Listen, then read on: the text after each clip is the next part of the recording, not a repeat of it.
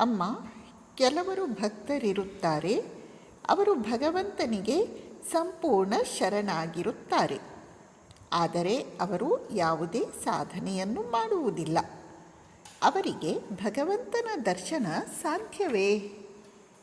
ಶ್ರೀಮಾತೆಯವರು ಉತ್ತರಿಸುತ್ತಾರೆ, ಭಗವಂತನಿಗೆ ಶರಣಾಗಿರುವುದು, ಅವನಲ್ಲಿ ಹೃತ್ಪೂರ್ವಕ ವಿಶ್ವಾಸವಿಟ್ಟಿರುವುದು, ಇದೇ ಅವರ ಸಾಧನೆ. ಲಕ್ಷಾಂತರ ಜನ್ಮಗಳು ಬರಲಿ, ನನಗೇನು ಭಯ ಎನ್ನುತ್ತಿದ್ದ ನರೇಂದ್ರ. ಅದು ನಿಜ. ಜ್ಞಾನಿಯಾದವನು ಪುನರ್ಜನ್ಮಕ್ಕೆ ಹೆದರುತ್ತಾನೆಯೇ? ಅವನು ಯಾವುದೇ ಪಾಪಕ್ಕೆ ಒಳಗಾಗುವುದಿಲ್ಲ. ಅಜ್ಞಾನಿಯೇ ಸದಾ ಭಯಪಡುವುದು.